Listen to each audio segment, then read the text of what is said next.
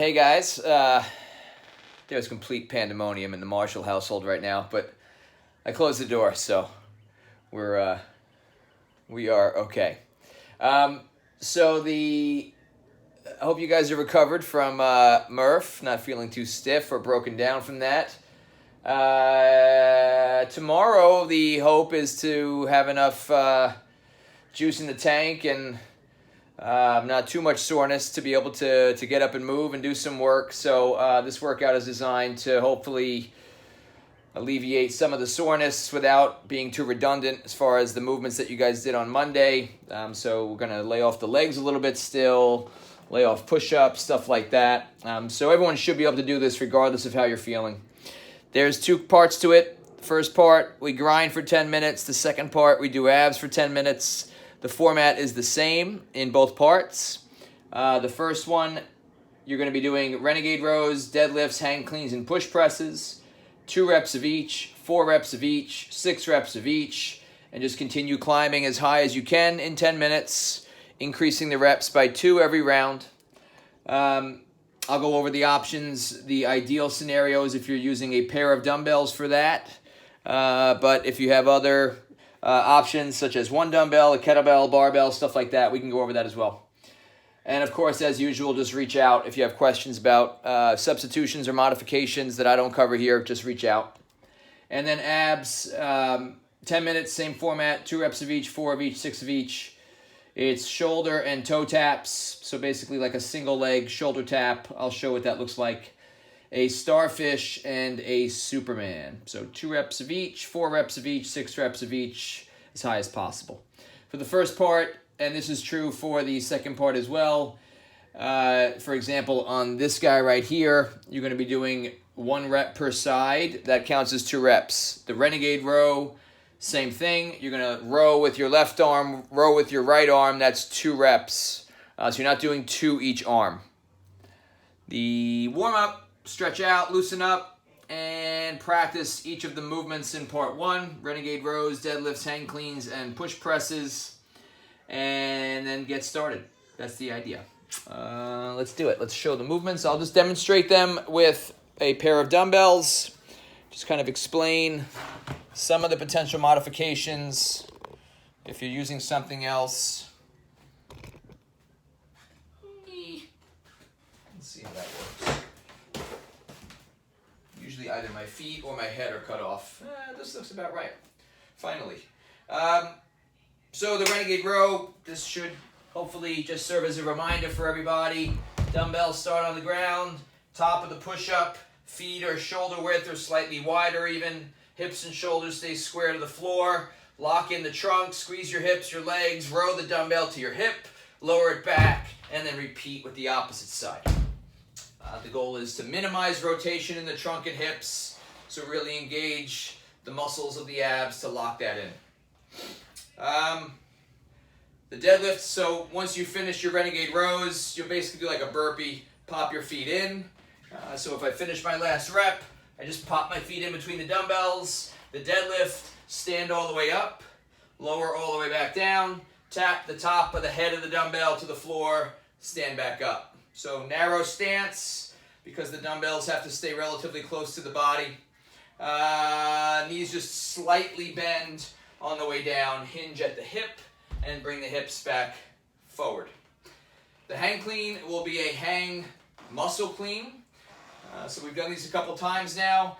Bend the knees and hips, and pop the dumbbells up to the shoulders with the elbows out in front, lower back, and repeat. So it's almost like a swinging, cheating bicep curl, but end up with the dumbbells fully in the rack versus just getting them almost to the shoulder. So get the elbow around in front of the dumbbell at the top. Push press, shoulders, dip, snap, punch, and lower back down. If you're only using 1 dumbbell, you can do all the reps on one side and then all the reps on the other. So 2 reps of each movement on your right side, then 2 reps of each movement on your left side, for example. And just continue to climb up that way. That would be fine. You could alternate reps every arm and just cut everything in half. That might get a bit well, as it'll start out kind of annoying because you're going to be switching so frequently. Maybe in the bigger sets you could do that. I would probably encourage you to do it, like I mentioned, do all the reps on one side, then all the reps on the other. If you're using a kettlebell, I would recommend that format as well. If you're using a barbell, the only thing probably that you would need to change would be that renegade row. So just perform a bent over row into a deadlift, into a hang clean, into a push press. That should be it. Same deal if you have something else, a backpack or a plate or something like that. It would be the same idea as the barbell. The core work, the abdominal work at the end here, part 2.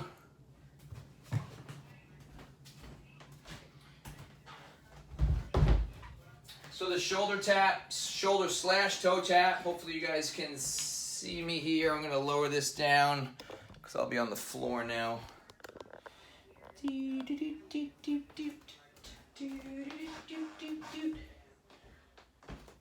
All right, so let's see. Nope, can't see it. Damn it, I need a bigger office. Stand by. Camera back to where it was. All right. Yeah. So the shoulder and toe tap, start on the top of the push-up. Hopefully you can see my feet here. I'm going to elevate one hand off the ground and tap the shoulder. I'm going to simultaneously lift that foot off the ground as well. And as you can see, it's pretty challenging as far as coordination, but that should happen simultaneously. So my right hand will come up to touch my left shoulder, and my left foot will come off the ground.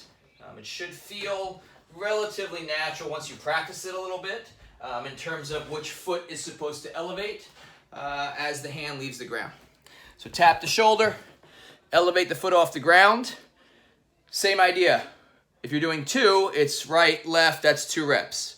If you do 4, right, left, you're not doing 2 per side every single round. The starfish. So the starfish starts in a side plank.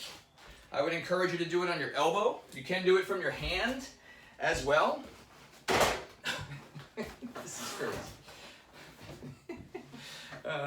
So start on the elbow, underneath the shoulder. Feet are going to be stacked on top of one another. What's going to happen is your hips will start on the ground.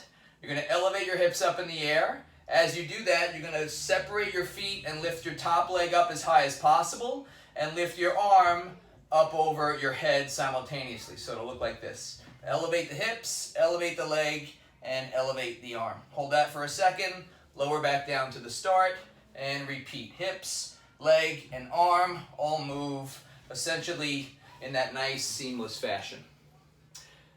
For that one, you'll do 2 on my right side, 2 on my left side. Well, I'm on my left side now. 2 on my left side, 2 on my right side, then move on to the next movement. Final movement is a Superman. Lie on your stomach.